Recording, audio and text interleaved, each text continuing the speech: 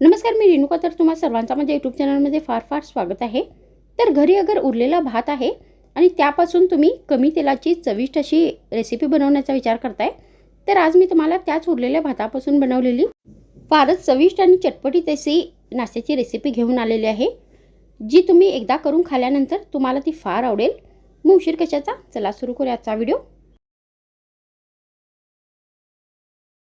मग ही रेसिपी बनवण्यासाठी सर्वात आधी आपल्याला गॅसवर एक भांडे ठेवायचे आहे आणि यामध्ये 2 चमचे तेल घालायचे आहे. मग तेल गरम झाल्यानंतर आपल्याला याच्यामध्ये अर्धा चमचा मोहरी घालायची आहे. मग मोहरी पूर्णपणे तडतडल्यानंतर आपल्याला याच्यामध्ये एक लांब साईजमध्ये कट केलेला कांदा घालायचा आहे. तर कांदा इथे तुम्ही बारीक पण चिरून घेऊ शकता. तर आता आपल्याला हा कांदा व्यवस्थित तेलात परतून घ्यायचा आहे, व्यवस्थित तेलात फ्राय करून घ्यायचा आहे. मग कांदा फ्राय झाल्यानंतर आपल्याला याच्यामध्ये चवीनुसार बारीक चिरलेली हिरवी मिरची घालायची आहे. तर मी ते मिरची लांब साईजमध्ये कट करून घेतलेली आहे. तर तुम्ही ते बारीक पण कट करून घेऊ शकता. तर आता ही मिरची पण आपल्याला तेलात व्यवस्थित फ्राय करून घ्यायची आहे. मग सर्व साहित्य फ्राय झाल्यानंतर आपल्याला याच्यामध्ये 5-6 करडईची पाने घालायची आहेत आणि ही पाने पण आता व्यवस्थित तेलात परतून घ्यायची आहेत. मग हे सगळे साहित्य व्यवस्थित परतल्यानंतर आपल्याला याच्यामध्ये 1 चमचा तुरीची डाळ घालायची आहे. तर तुम्ही इथे उडदाच्या डाळीचा पण वापर करू शकता. त्यानंतर ही डाळ पण आपल्याला व्यवस्थित तेलात परतून घ्यायची आहे. त्यानंतर मी इथे 1 कप किसलेला कच्चा आंबा घेतलेला आहे. तर हा आंबा आपल्याला याच्यामध्ये घालायचा आहे आणि परत हे सगळे साहित्य आपल्याला आता 1 मिनिटापर्यंत व्यवस्थित परतून घ्यायचे आहे. तर आता इथे 1 मिनिट झालेले आहेत.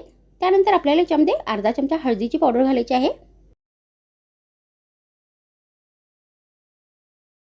मग यामध्ये चवीनुसार मीठ घालायचं आहे.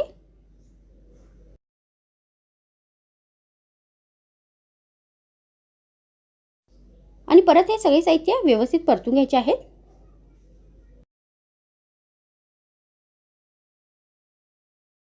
मग सगळे साहित्य व्यवस्थित परतून झाल्यानंतर आपल्याला याच्यामध्ये 2 कप शिजवलेला भात घालायचा आहे.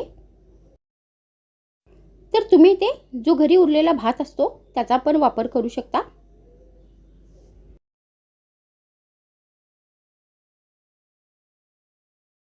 मग शेवटी आपल्याला याच्यावरती अर्धा कप बारीक चिरलेली कोथिंबीर घालायची आहे.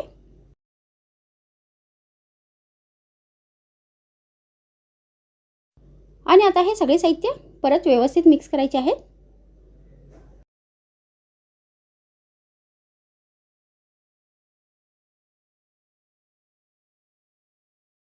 तर आता इथे हे सगळे साहित्य व्यवस्थित मिक्स झालेले आहेत. तर आता इथे चविष्ट असा चटपटीत कच्च्या आंब्याचा पुलाव बनवून तयार झालेला आहे. तर तुम्ही अशा पद्धतीने हा भात बनवून गरमागरम नाश्त्यामध्ये या जेवणामध्ये सर्व करू शकता.